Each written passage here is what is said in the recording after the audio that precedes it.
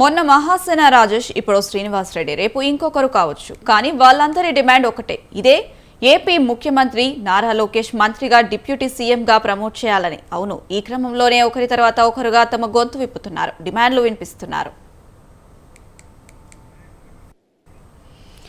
వైఎస్ఆర్ జిల్లా మైదుకూరులో నిర్వహించిన ఎన్టీఆర్ వర్ధంతి సభలో స్వయంగా సీఎం చంద్రబాబు ముందే ఈ డిమాండ్ వినిపించారు టీడీపీ నేతలు. రాష్ట్ర అభివృద్ధి కోసం పెట్టుబడులు తీసుకొచ్చేందుకు శ్రమిస్తున్న మంత్రి నారా లోకేష్ ను ఆంధ్రప్రదేశ్ ఉప ముఖ్యమంత్రిగా నియమించాలని విజ్ఞప్తి చేశారు టీడీపీ పోలిట్ బ్యూరో సభ్యుడు శ్రీనివాస్ రెడ్డి. యువతకు భరోసా కల్పించడం కోసం, పార్టీ భవిష్యత్తు కోసం ఈ నిర్ణయం తీసుకోవాలని ముఖ్యమంత్రికి విజ్ఞప్తి చేశారు శ్రీనివాస్ రెడ్డి.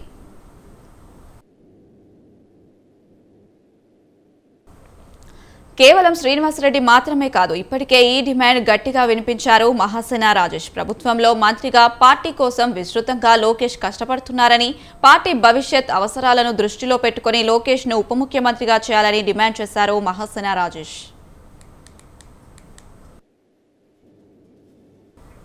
ఏపీలో ఇప్పటికే రాష్ట్ర మంత్రిగా, ప్రభుత్వంలో చంద్రబాబు తనయుడిగా, టీడీపీలో ముఖ్యమైన పాత్ర పోషిస్తున్నారు మంత్రి నారా లోకేష్. పైగా ఆంధ్రప్రదేశ్లో ఉన్నది కూటమి ప్రభుత్వం. టీడీపీతో పాటు బీజేపీ, జనసేన భాగస్వామ్య పక్షాలుగా ఉన్నాయి.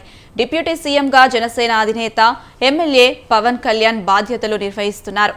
అలాంటి వేళ టీడీపీ ఎమ్మెల్యేగా, మంత్రిగా ఉన్న నారా లోకేష్ ను సైతం డిప్యూటీ సీఎం చేయాలని టీడీపీ నేతలు డిమాండ్ చేయడం రాజకీయంగా ప్రాధాన్యం సంతరించుకుంది. ఇక్కడే అనేక కామెంట్లు వినిపిస్తున్నాయి. అయితే వాటన్నిటినీ టీడీపీ వర్గాలు కొట్టిపారేస్తున్నాయి. తమిళనాడులో సీఎంగా స్టాలిన్ ఉండగా ఆయన తనయుడు ఉదయనిధిని డిప్యూటీగా నియమించిన విషయాన్ని గుర్తు చేస్తున్నాయి.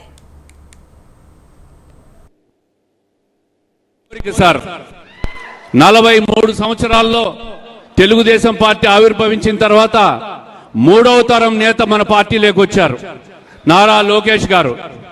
మరి పార్టీకి భవిష్యత్తులో యువతకు ఒక భరోసా ఇవ్వాలన్నా, పార్టీకి భరోసా ఇవ్వాలన్నా నారా లోకేష్ గారిని డిప్యూటీ సీఎం గా ప్రమోట్ చేయాలని చెప్పి మేమందరం కూడా కోరుకుంటున్నాం సార్.